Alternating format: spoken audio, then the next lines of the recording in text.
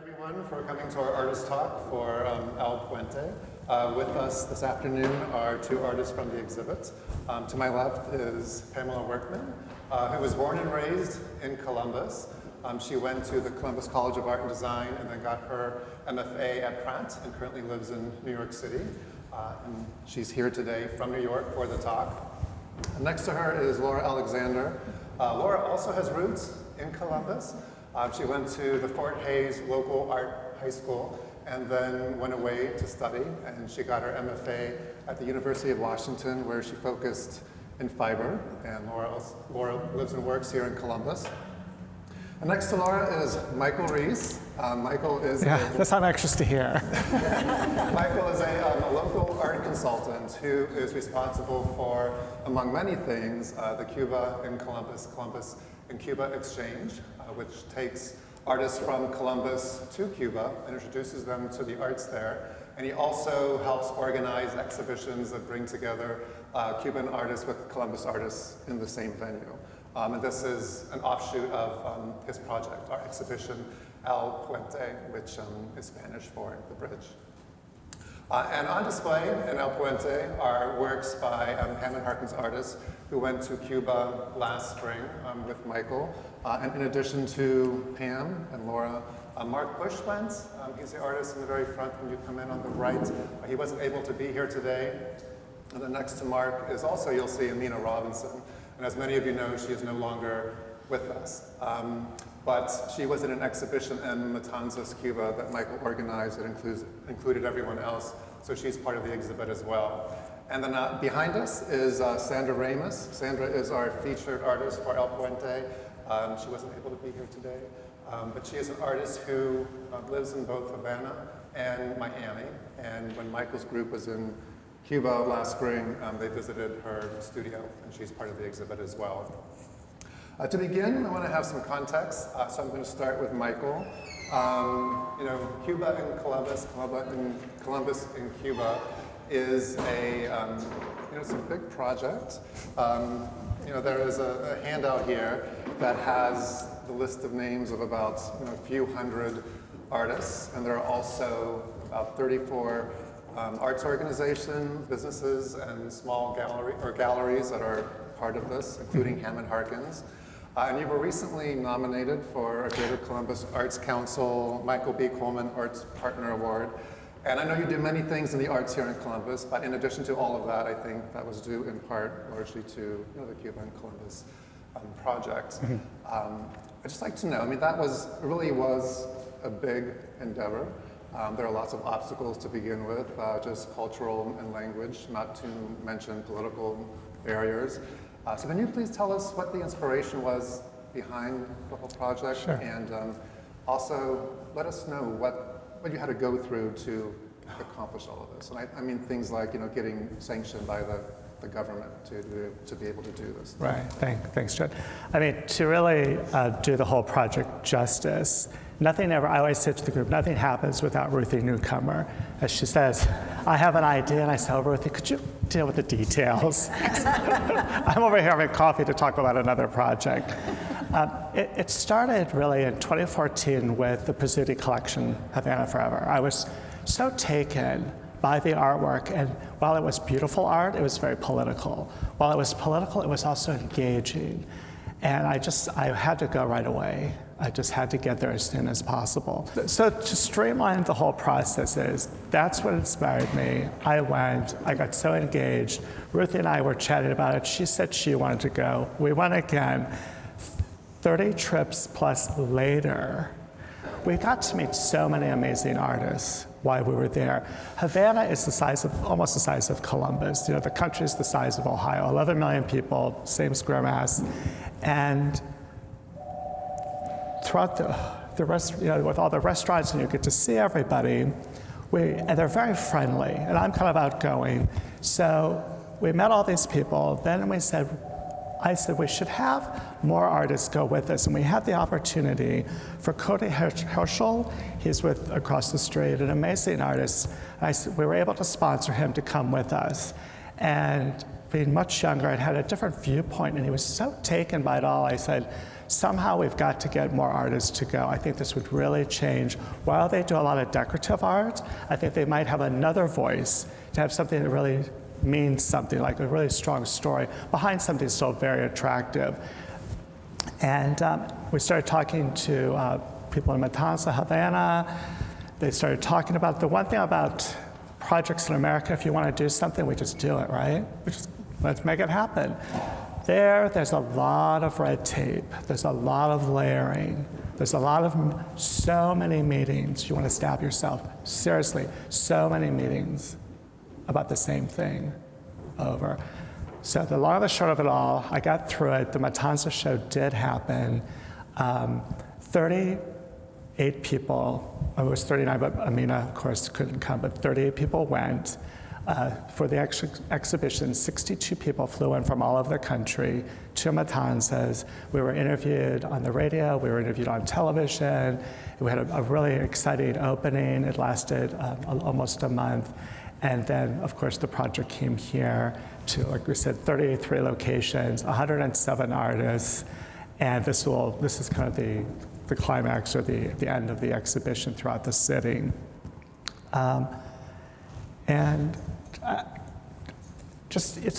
To understand Cuba, you have to go to Cuba, because then you won't understand anything.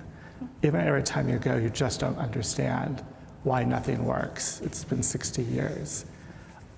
But the embargo, I mean, there's so many factors, right, to play upon it, on the process. But they have a plan A, they have a plan B. And if one thing I've learned here in like raising the money is I had a vision. I have to do a shout out, of course, to GCAC, because they helped me with, professional development grants. Everyone go for this development grant. The Columbus Museum of Art signed on, Ohio Arts Council. So everybody signed on that they supported the project. And I think that helped the Cuban government understand I was real, even though it was all kind of in motion. And then we were able to raise the funding. If your last name is Crane, we were able to raise the money, but of course we had many other supporters, Tom Havens and Rick Gallagher and several other people helped raise nearly $60,000. And after this, I'll go and talk about the offshoot of this project and where it went. One funny note, we were at another ending party up at Grid, and this woman walked in and she said, I was in Matanzas, Cuba, and I saw your flyer.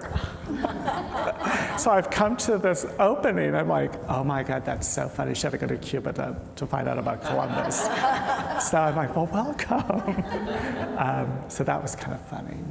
You were there just recently as well, right? I was just there, 2 weeks ago, because this is season, kind of November through February is their high season. And there's those brochures, which is kind of the map and everybody who's involved, even though there's a website, but they don't really get good web service down there. And so I wanted all the artists to have a couple of brochures, so if any tourists, Americans did come through, they would have a selling tool. Oh, hello, I'm now part of a project in Ohio. It gives them a softer sell than look at me, look at my art, oh, please come and do all that. I will say that imagine it's Columbus, Ohio on game day in campus, but there's nobody there because nobody has fuel.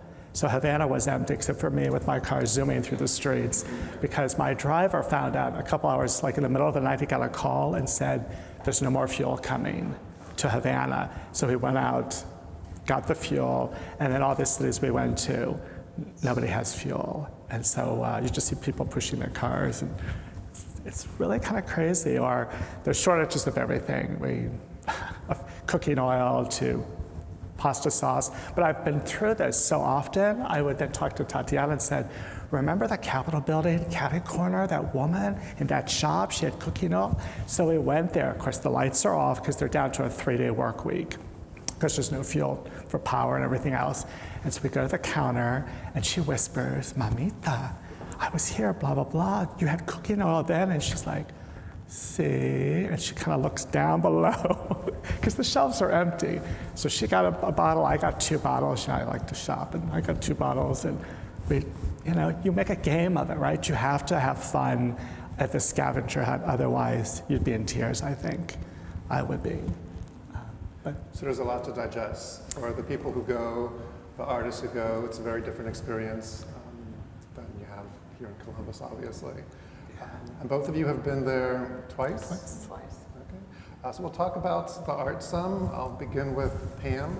So Pam's works are right here on your left-hand side, those 6 small portraits. I tend to see those as a celebration of just the anonymous figure on the street. They're lovely formally, but I also really love what they represent. And could you please tell us about that series and the new work? This is called the Measured Series. With the completion of these paintings, I guess there are 8 paintings because there are 2 right here on the table, that would be the 62nd in the Measured Series. So I've done a lot of these paintings. And why is it called measured? Well, I take photographs, and then I project the photograph, and then I do a measured line drawing, which I learned from Sharon Norman's husband, Doug. And a measured line drawing is that I project the photograph, and then I map out what size the head is and make marks. Now, why do I tell you that? Because I think that measured is important to me. You measure something, you think about it. There are measures in music. It organizes the music. But mostly it's from A Raisin in the Sun. And there's a line in A Raisin in the Sun which is, when you measures somebody, measure him right. So my project is to take photographs of people I don't know, strangers, and then, just as if they were royalty, or a president, or a pope, I do a portrait of them. And I do a small portrait because that's what seems right for an everyman. I'm going to read a sentence from my artist statement. The smallness of the image forces the viewer to lean in to look, an action of impromptu obeisance to humanity, unconsciously bridging cultural, economic, and political differences. That's my project, to celebrate every man. With regard to Cuba, there are various iterations there. People I saw on the street, there's one up here that I saw in a church and on the desk. And I do things like hide behind a trash can or run behind them in order to catch up with them. Sometimes I run way ahead of them so that I can take a photograph without them seeing me. I think that the most interesting thing that I saw in Cuba was when we went to the art school, Instituto Superior de Arte, and we met some of the students. The art school, which I probably shouldn't get into it now, but it was considered an Cuban architectural masterpiece at the time. And then it fell on hard times when the Russians came into the country. But Fidel Castro and Che Guevara were very proud of this school when it was first built. My point is that in meeting the art students, I began to understand the heartbeat of the country a little bit better. Michael just spoke of some of the ups and downs in the economy and some of the ups and downs in the coping mechanism that the people have adopted. They have bright, colorful art at the art school. But I bought something from a student which was similar in a way to the work that I do. She had done outlines of figures, drawing, graphite. Oh, I love graphite. I've got graphite under all of that, my drawings. And when I make those measured line drawings, it's almost like I make a constellation of those people, stars celebrating who they are. And that's what this young girl did. She made outlines of these people. And when I questioned her, which was awkward because I don't speak Spanish and she doesn't speak English, someone helped us. She explained they were relatives of hers. And they had numbers. She had perforated the paper with a needle maybe and created numbers. And those were their passport numbers. All those people had left the country because they couldn't find the opportunity they wanted in Cuba. And it reminded me a little bit of tattoos, that perforation, and of course of the people who were tattooed in World War II. So I guess I'm telling you all that because in the celebration of humanity, we find out things sort of by accident that are really powerful and really touching. I'll finish by saying that I was doing a 5-panel series of a woman in Nepal when I heard on the radio that her UNESCO village had been destroyed by an earthquake. She was a sweeper. She just was employed by the government to sweep the streets. And I was so sad to think that she was probably gone. And then I heard on the radio that the way to commemorate a Buddhist is to think of them. And there I was thinking of her as I painted 5 paintings. So for me, it's very fulfilling to paint portraits of strangers. So think about the drawings that are underneath them. I remember you gave us some drawings like that from the very beginning when we showed this measured series for the first time a couple years ago. So did that entire series come from that experience with that artist? You mean learning how to make measured Using line the drawings? graphite lines and with No, the no, notes? that was much more recent. Okay. The measured line drawings is something that I learned at CCAD from Char's husband, Doug Norman. And it's something that I treasure because I like I like the connection of it. I like the precision and the connection. And I like it that it's just my secret in a way. It's under there, but it's important to me. And I did do a lot of graphite on paper line drawings. They're not up here now, but yeah. And a book, I did a book too. And next to Pam is Laura Alexander, who does hand-cut paperwork. And Laura, whenever you travel, I think you always look for design elements that are really unique to a place, and from those design elements, you create new work inspired by those elements. And I've known your work for quite some time. I watched it evolve. I remember the last time you left the country, I think, was in Dresden, and at that time, that was your last major body of work, and your work was more grid-based. And there were all these layers, but they simply receded. And it seems that you used the grid as a structure for really exploring color, which at the time was still relatively new. And then you have this work, which is really a lot more involved. Could you tell us how you got to this work? Yeah, so I feel like when I lived in Germany for 3 months through the GCAC residency, and that's where I kind of brought color in my work.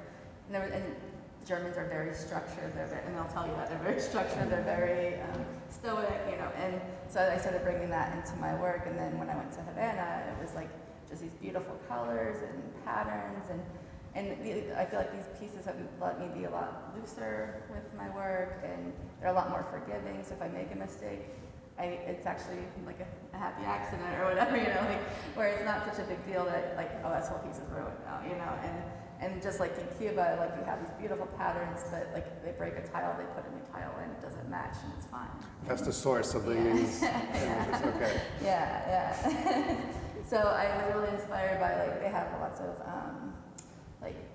different metal work on their buildings, and then just whatever colors are available or what they paint their buildings, and they're all these really beautiful, Caribbean colors, and then also the floor tiles, they have these really beautiful concrete tiles that I had never really experienced before going down there. So I was the person that was always taking pictures. Everybody's like, why are you taking a picture of the floor? But it's because the I think your process is very appropriate for the subject matter. You have the geographic or the geometric patterns, and then there's that patina that comes with the climate. There's the sunlight coming in, and also the history. And so the idea of the layers, I'm thinking your work just seems so fitting. You want to tell us about the work right in the middle? The exhibition is titled El Puente, and when we were trying to figure out how to title it, Mark Bush was the one who says, Bridge, El Puente. And that was independent of anybody here, really, except the gallery. And then Laura gave us that work, and you want to tell us what that is? Yeah, so that was for the connection. The show in Cuba was called Connections, and so it was like the idea of a bridge connecting us in Cuba. So that's, I don't know how to pronounce the bridge. It's a bridge between on the way to Matanzas. It's the tallest bridge in Cuba, and then it's going into, I believe it's the Rich Street Bridge. I can't remember, but I just kind of took both their bridges and connected them in the middle. And then the patterns and colors are all from Cuba. And then some of the patterns are referenced in the tiles that you'll see in Mark Bush's paintings opposite Laura. And Mark, he couldn't be here today, as I said, but when he went to Cuba, he is a young artist. He's very personable. He knew some Spanish, and he took a Polaroid camera with him. And a lot of people there don't have photographs of themselves or the family members. And Mark, just being who he is, met a lot of people. I think some of the portraits are of artists that he met through your group. And then he also just went off the beaten path and went down side streets and met some people. The one gentleman, he learned, he isn't doing well. His health is failing him. And his family asked Mark to take a photo.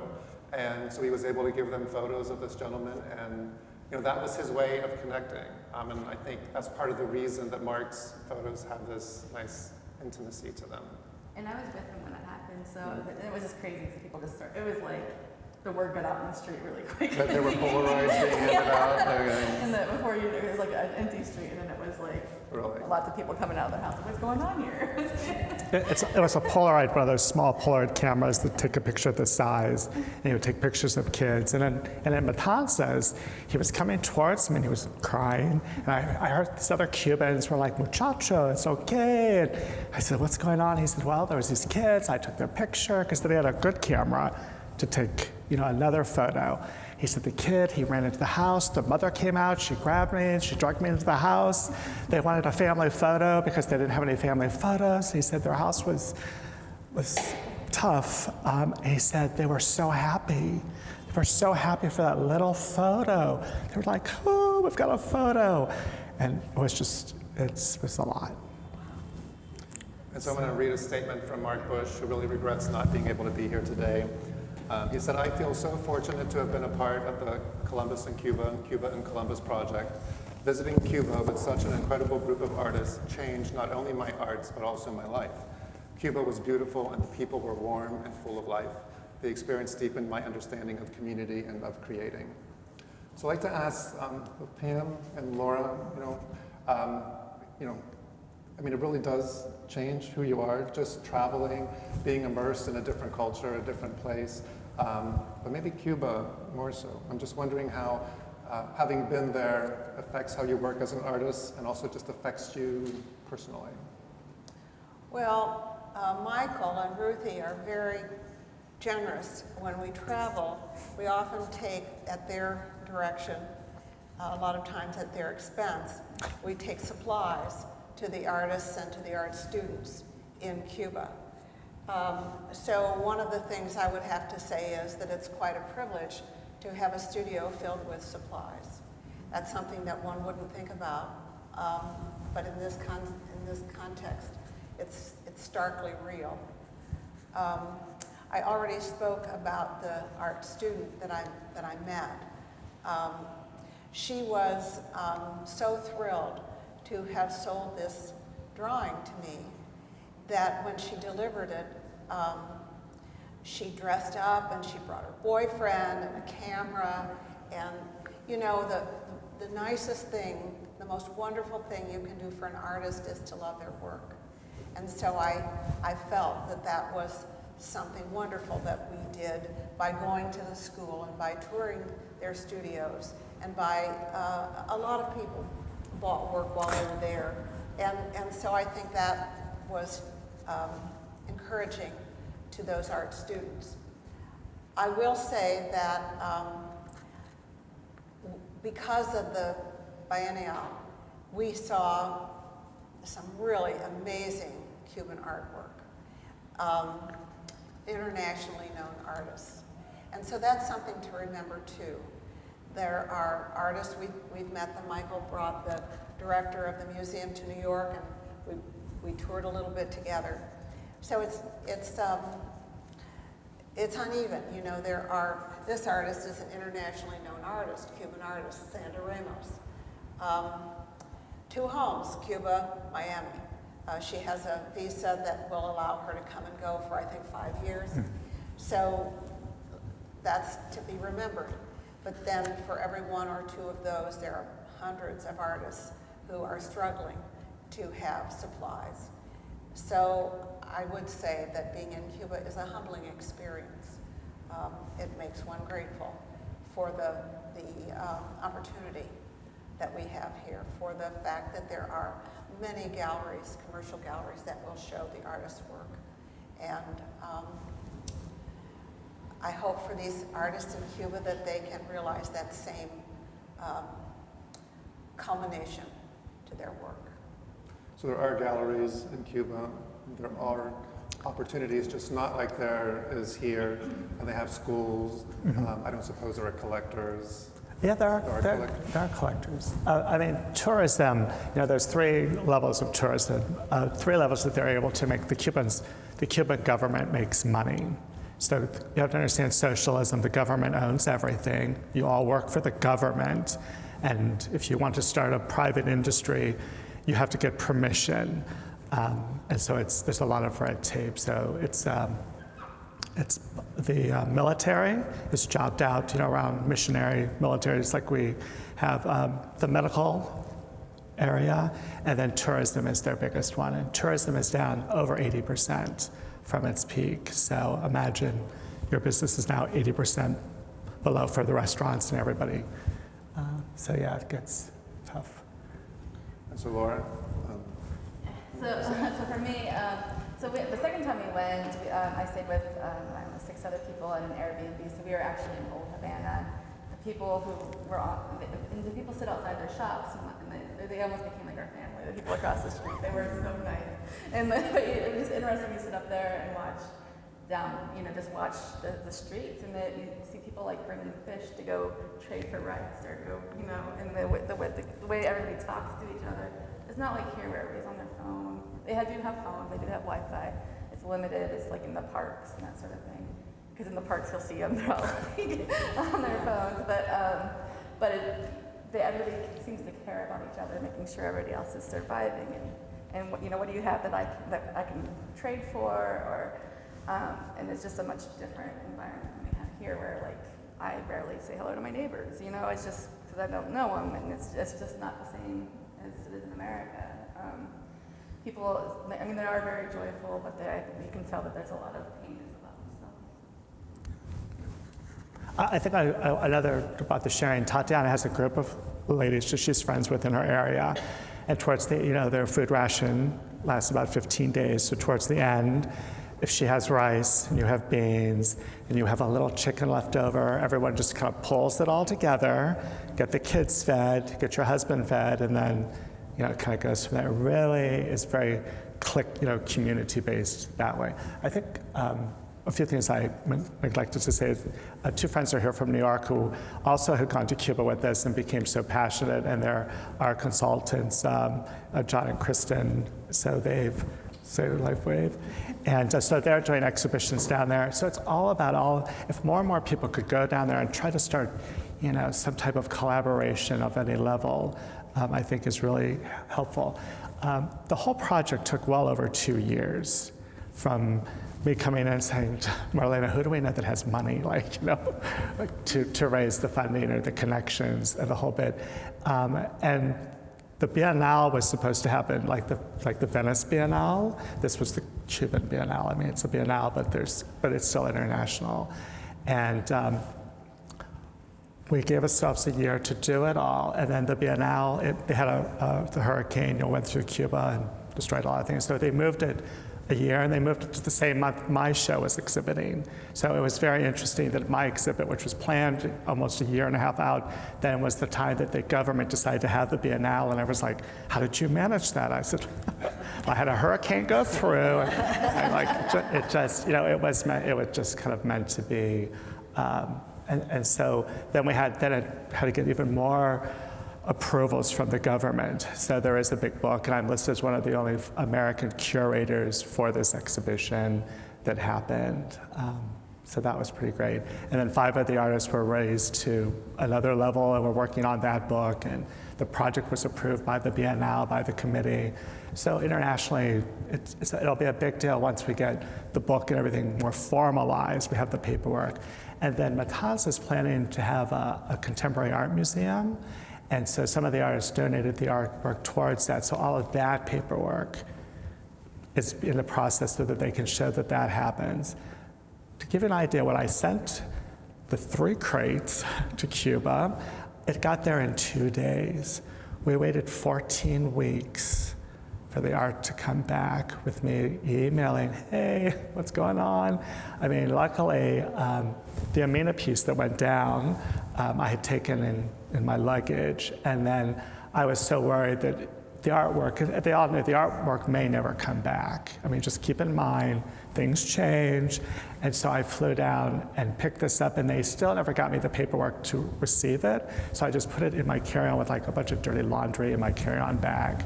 And I brought it through, because there was no paperwork to take it into the country or take it out of the country. And so it's... And it came back to Columbus via Spain, is that right? The other 3 pieces and all of the other art, the artwork, because of our embargoes and politics, the artwork always then shipped to Spain, and then from Spain came back here, because they wanted to ship it by ship, and my crates were never designed for ship, and I know it cannot go by ship. I'm paying this bill, blah, blah, blah. Because it costs $15,000 to ship everything and $3,000 to ship it back. So I don't know where, but they just tell you the price, and you either ship it or you don't, right? Well, there were lots of exhibitions that were being held up by the shipping. I mean, there was art that was being installed during the Biennale. We landed, and it was pouring rain, and there's all these crates outside in the rain. I'm like, I hope that's not my crates. They installed the show the night before the opening. So. But that wasn't, I'm saying that all across the Biennale. Yeah. Yeah. Michael, what you have done is remarkable. Oh, thank you. Because you jumped through political hoops. I've never seen that ever done in any country or even heard of it. So it's remarkable what you've done for these artists, because the artist, to the artist, and particularly Mark Bush, he gets very emotional when he talks about being in Cuba. And everybody said it was a life-altering experience. Well, we had a beautiful opening at the Hilton, the kickoff, and kind of a funny side note, there was Council Member Tyson and Tom Katzenmeyer and Nanette and Donna Collins and everyone who really kind of supported it. And Ruthie, of course, had their talking points of like less than 2 minutes. And Tom goes, 2 minutes? And she goes, yes. He goes, okay. So they all kind of said, we've all decided when Michael has this mindset, it's easier just to say, we're going to do it with you. And then Ms. Tyson, Council Member Tyson, goes, I think he stalked me. Every time I was at different fundraisers or something, there he was. I'm like, oh. I was hoping it wasn't that obvious. It's like, where's she going to be? Well, I just want to say Thanks. one thing. I'd be remiss if I didn't mention Ruth Newcomer. Oh, yes. Bravo, Ruthie. She sued the artists when she was a mother to them. Yes. And Yes. you did a remarkable Yes. job. So would you like to tell us about letters from Cuba, letters from Columbus? Sure. Just kind of also just take you back. It's very, as an art consultant, I did the Hilton Hotel. I was honored to be awarded the Convention Center. And I knew there was talk almost 2.5 years ago, there might be a new Hilton Tower. And I thought, how am I going to try to be awarded that? Because I've been awarded 2 projects. Someone else is going to get it ahead of me because they got to spread it around, government funding, you know.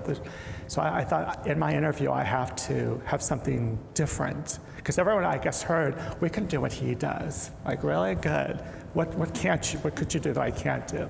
So my vision was to have Columbus, the hotel, be an international art collection of Columbus artists traveling the world, traveling to some parts of the world, and creating work that was inspired by them. And so this initial project in Cuba was for me to learn, how does that work? Like, what's it gonna be like to do all this, whatever this is, since I don't even know what I'm doing. So hence we did, the Connect Art. 64 people went. It was a great success in Cuba, very successful here, all the galleries, the coffee houses. And what the Convention Facilities Authority group, I've explained to them is, Columbus has 10 sister cities. We selected 4 sister cities. It's easier to say the countries than the cities, but it's Israel, it's Italy, it's Brazil, it's Ghana. And we'll send artists there to create works.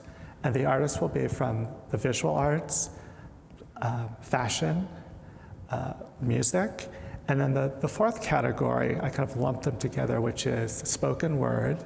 If any of you were there and have heard Barbara Fant or Tripp speak, it's so blown. So that's the 4th category. So we've got all of our committees, and again, unfortunately, it'll be invitationally. So we have different groups. They'll select the top 6, and then we have a higher group that nobody will know about. We'll then select who gets to go. So that project is happening. For the hotel, we need about 180 artists. So we're only looking at 4 visual artists, and then the fashion person will hopefully do a scarf. I mean, all these things will be incorporated, and then we'll have this type of exhibitions throughout the city, whichever gallery whose artist is represented by. There'll be a lot of things that will happen for them. And so I'm in the process of raising that funding now. I need $120,000, just in case everyone's writing checks to me. But I've had some really great meetings with people.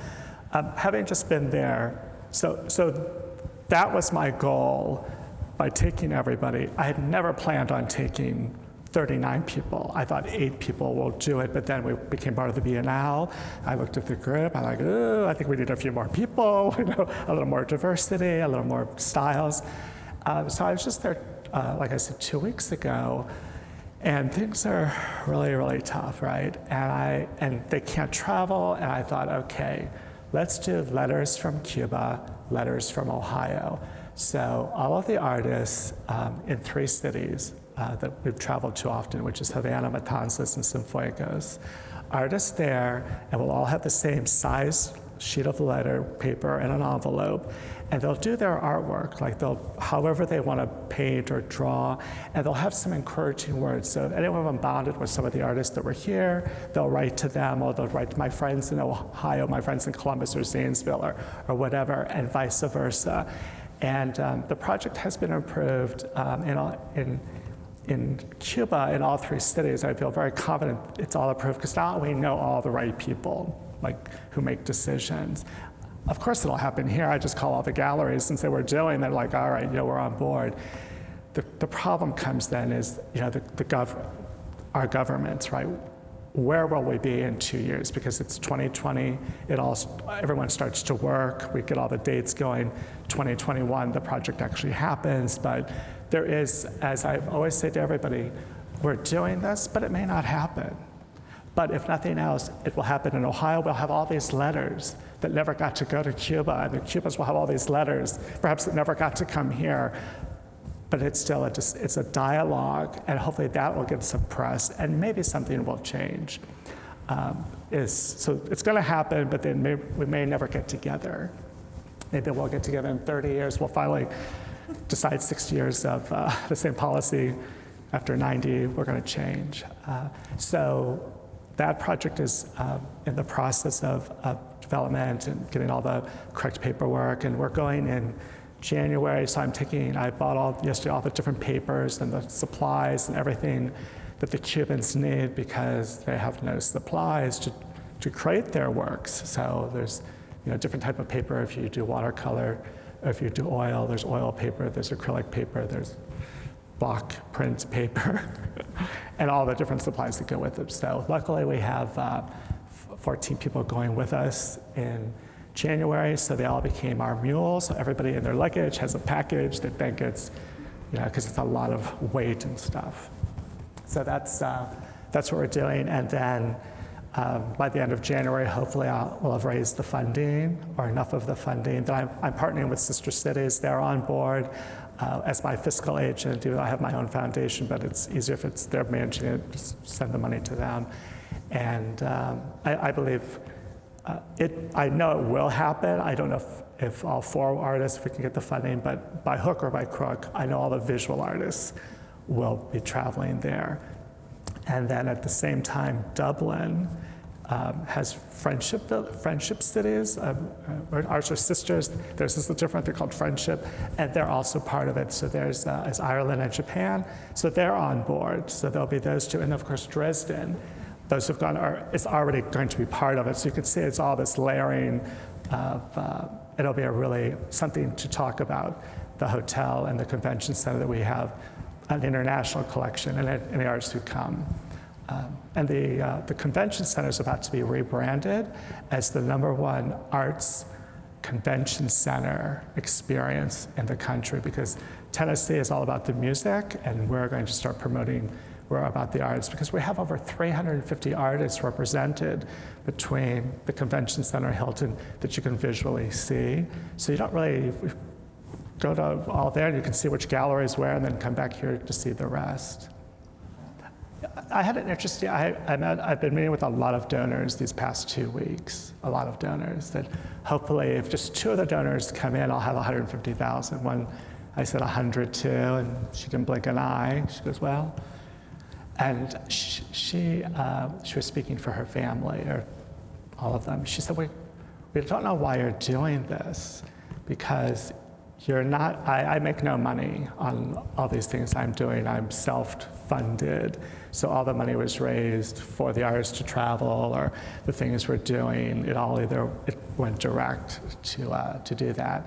And I said, that's a good question. I said, I need to get my therapist to help me work on why. It's just so interesting. I find it so interesting to have this project. I think helping the Cuban people, I often said when we take all these, I take these groups, I always hope that somebody knows someone that could just end the madness and end the embargo.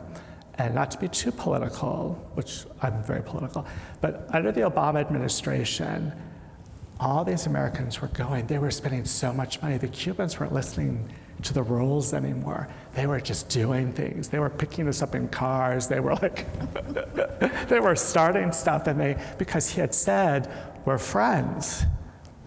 We're friends. So they thought that it was done. Yay, we're gonna start doing all this stuff. And then, we closed the embassy. So I guess we're not friends any longer. So I kept hoping somebody would know somebody that could get Congress to change. And even the interview, which they taped the entire interview that I gave in Cuba and aired it nationally. And I believed I could tell my whole belief, and they wouldn't edit it to make me sound anti-American, because part of it is we're friends with North Korea, we're friends with Russia, we're friends with China, we're friends with Vietnam. What's up with Cuba? Really? They got nothing. What do they have that we just wanted to make them suffer? And it's 2 things. Grant you all the really rich people who ended up in Miami, lost their homes and lost everything. I get all that because they related back to World War II. They want compensation. Yes, they left their entire art collections, but they took their paperwork because they realized from World War II to document all their works that they took it with them. That's why Cuban art never leaves the country. That's why bringing art in, the museum was afraid to send it in because how are they going to get it out? And so there's a lot of, it's very complicated. I get that. But let's just move forward. Now that the current administration is allowing corporations to sue the granddaughters of some of the great hotels that we're not supposed to go to, but we might have a drink there.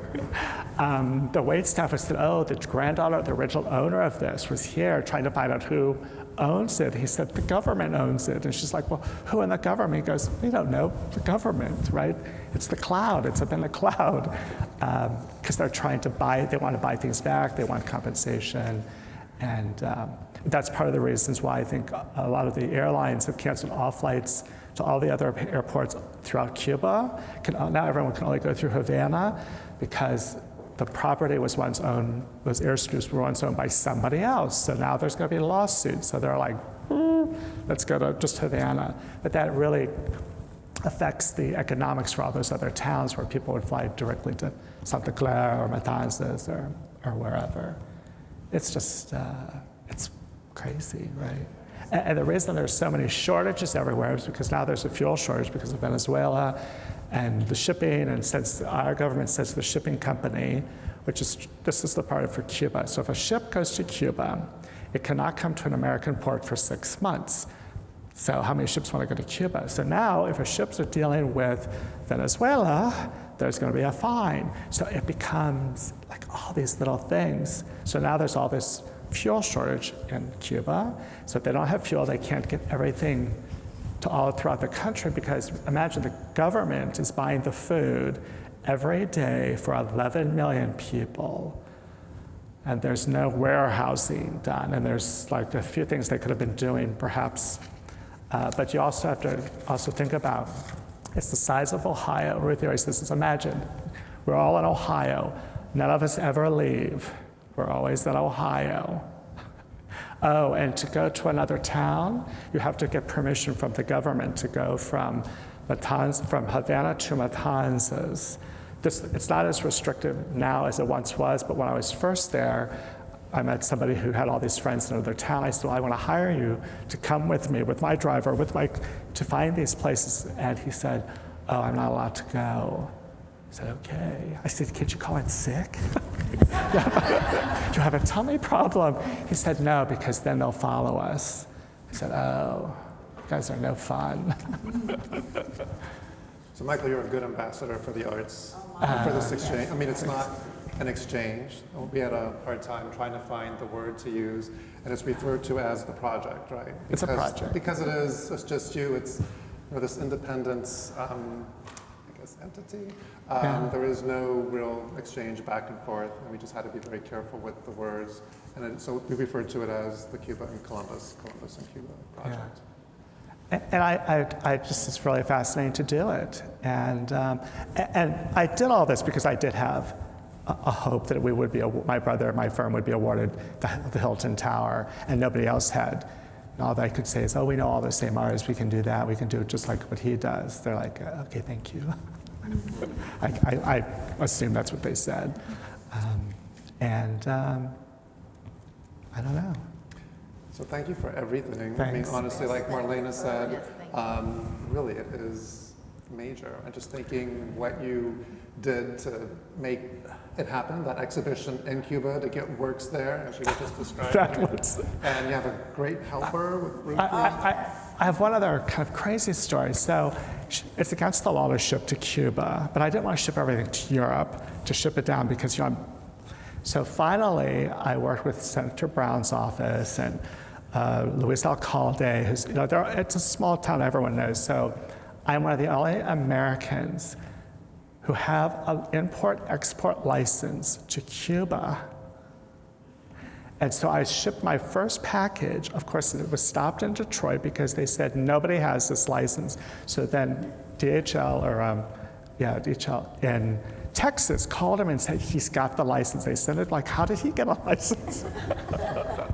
I said, well, I kept calling and nagging and having meetings, and we had a phone interview with our State Department, with Joe Friedman was there. I have like a million attorneys to make sure I answer the question correctly. And so that was funny. I can ship, import, and export to Cuba. We're the only ones in America that can do it. But then as it turned out, I could only send a 30 by 30, a size 30 inches box. I said, I've got crates. He goes, well, can't you roll them or make them tight? I'm like, no, look at her work. Look at it. So at the end, it was a friend in Havana who has a friend in Los Angeles who has a friend in Miami that I was calling around, oh, we've heard of you, oh, blah, blah, blah. Okay, just send it down. I'll take care of it. He said, okay. So we just sent him it, and he sent me the bill. I'm like, and then credit card, and off it went. Air. You just make it happen, right? What are you gonna do?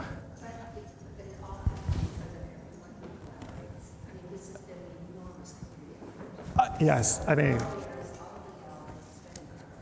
yeah, I mean,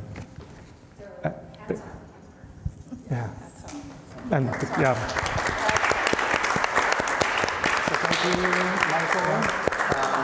And thank you for the artists for being here and for Pam for making the trip from New York.